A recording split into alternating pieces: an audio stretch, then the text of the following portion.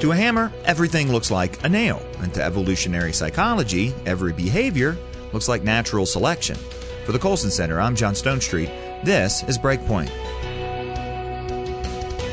Why are people attracted to beautiful natural landscapes like green fields or trees or rivers? Maybe nostalgia, maybe a sense of wonder, maybe some inherent draw we have to what's aesthetically pleasing. Nah, according to some thinkers, science has figured out that we're drawn to natural beauty because for our ancestors, such scenes represented survival. And by science, I mean what's known as evolutionary psychology, or as my colleague Shane Morris likes to call it, Sabretooth Psychology.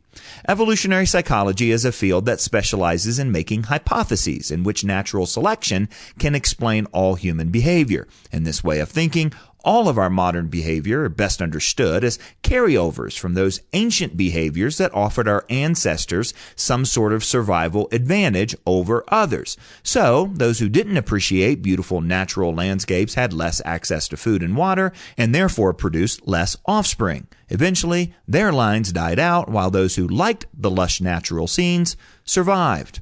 However, not everyone is persuaded by this sort of hypothesizing, including psychologist Dr. Steve Taylor. Writing over at Psychology Today, Taylor said that evolutionary psychology is largely based on assumptions rather than evidence, and as such, it is debatable whether it should even be referred to as science, especially, he continues, since its hypotheses are generally unfalsifiable. Or, as philosopher Sabrina Smith recently told Gizmodo, quote, "We don't have the relevant evidence about how our ancestors behaved to make any substantive claims." Well, even so, evolutionary psychology continues to enjoy a sort of popularity in many academic circles and the media and other segments of culture that far outweighs its overall scientific credibility. According to evolutionary psychologists, mate selection, parental care, predator avoidance, and other behaviors result from natural selection working on our brains. They then further assume that our brains haven't changed in the tens of thousands of years since. But there's no evidence for these assumptions. On the contrary, brain science, not to mention history, shows that our brains are dynamic, our behaviors are dynamic, we're imaginative, we generate novel behaviors in new context. This helps explain why only humans have spread to every continent. Evolutionary psychology is built on what we might call just so stories, conclusions that must be so because they're required by the assumptions that we must not question. While the constant hypothesizing might cause the people over at Gizmodo to simply roll their eyes, the ideas of evolutionary psychology have very real consequences and very real victims. For example, according to evolutionary psychology, rape is a behavior of natural selection, one potential strategy for males for achieving reproductive success. It is, according to this framework, not a moral abomination, but an aberration, an alternative gene promotion strategy that's most likely to be adopted by the losers in the competitive harem-building struggle.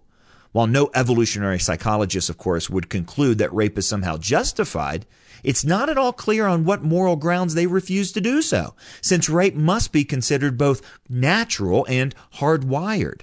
They must also ignore much of human history in which rape was used as a weapon to subjugate entire populations during wartime, such as the 1937 rape of Nanjing, or more recently, ISIS's wave of terror. Sound like survival of the fittest to anyone?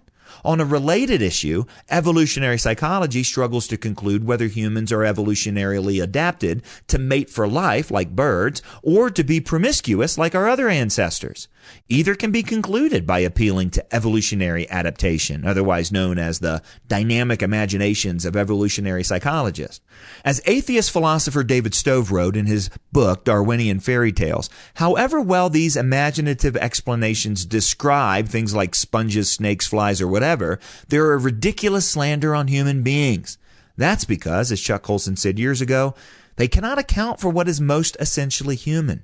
Things like altruism, music, the love of beauty, and that most unsurvival of the fittest human behavior, self-sacrifice. So remember, the next time you see an article or a TV special ready to explain the natural origins of our human behaviors, you might want to pull up a chair and also grab some popcorn, because you're about to hear a fairy tale. For Breakpoint, I'm John Stonestreet.